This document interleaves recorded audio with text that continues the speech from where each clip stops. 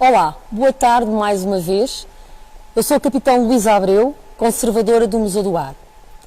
Sejam bem-vindos.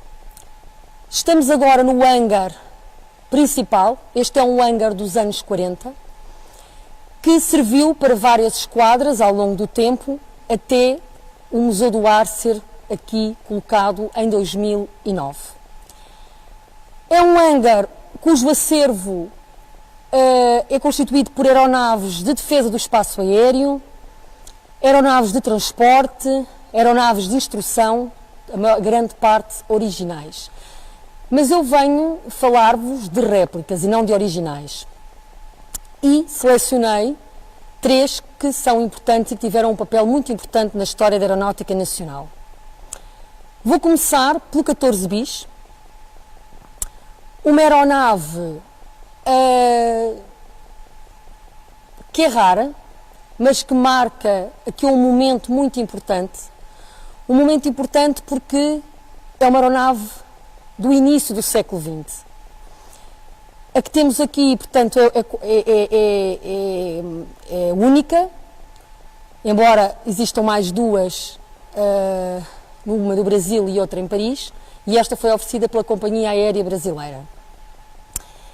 Foi concebida, foi construída e pilotada por Santos Dumont, o pai da aviação internacional, um homem que dedicou parte da sua vida a uma grande paixão, que é a aviação.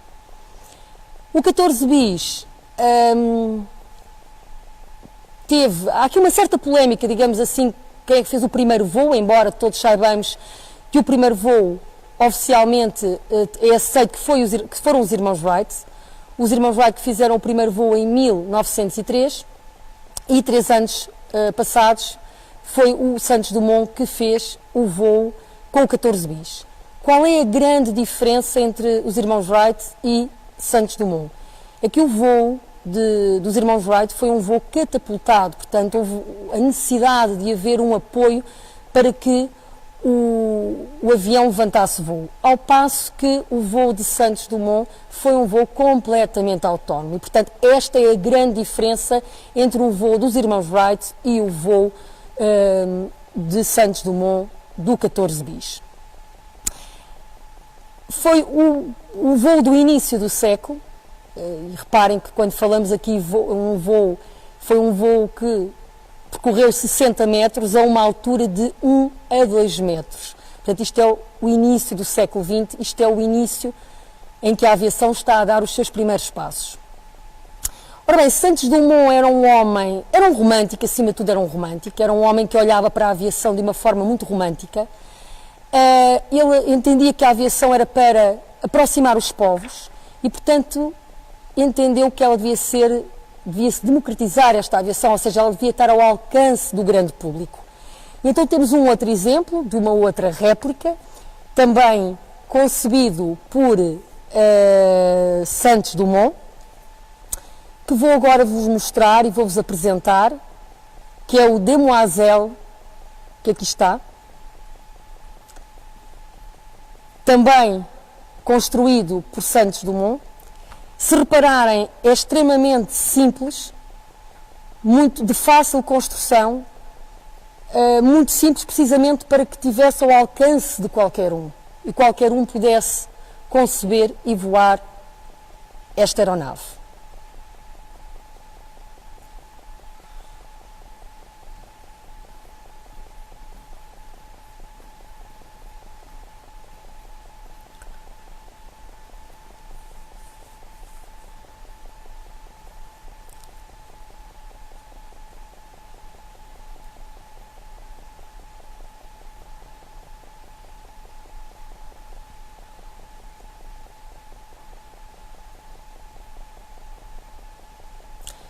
Por fim, quero ainda falar-vos do Caudron G3.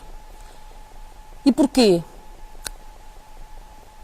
É uma aeronave de instrução, do início também do século, que serviu para os aliados nas vésperas e durante a Primeira Guerra Mundial, e foi uma aeronave que teve um papel importante na nossa história, porque foi construída no Parque de Material Aeronáutico em Alverca, que antecedeu as oficinas gerais de material aeronáutico, e sob licença foram construídos 50 exemplares para que pudessem servir para a instrução dos pilotos aviadores aqui na Escola de Pilotagem em Sintra. Eu estou-me a lembrar de várias histórias, há várias histórias que envolvem o Codrão G3. Não só foi também neste avião que voou a primeira mulher que foi brevetada em Portugal, aqui nesta escola, em 1928, como também está relacionada com uma história muito curiosa, com uma história interessante, que é a revolta dos aviadores, e que merece ser aqui partilhada. Porquê? Porque é um momento especial e foi muito importante na história da aeronáutica militar.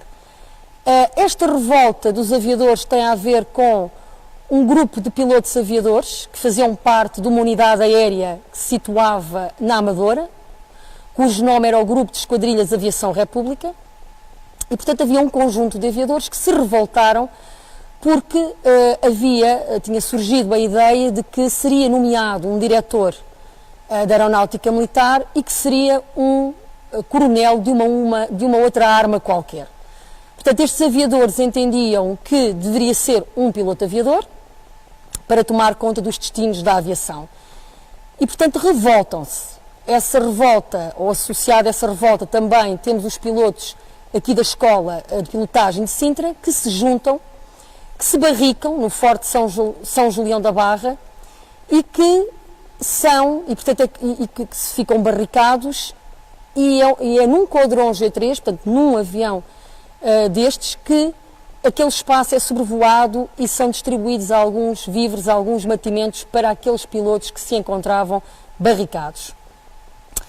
Também um aspecto interessante que eu gostava de mencionar é que, fruto dessa revolta dos pilotos aviadores, o serviço da aeronáutica militar está suspenso, ou fica suspenso durante algum tempo, mas acaba por o serviço da aeronáutica militar ser, ou melhor, a aviação ser considerada a quinta arma do Exército, ou seja, a par da engenharia, da artilharia, da infantaria, a aviação passa a ser a quinta arma do Exército, o que lhe atribui uma maior independência e uma estrutura mais independente e com uma outra importância, porque ganha asas como arma, digamos assim.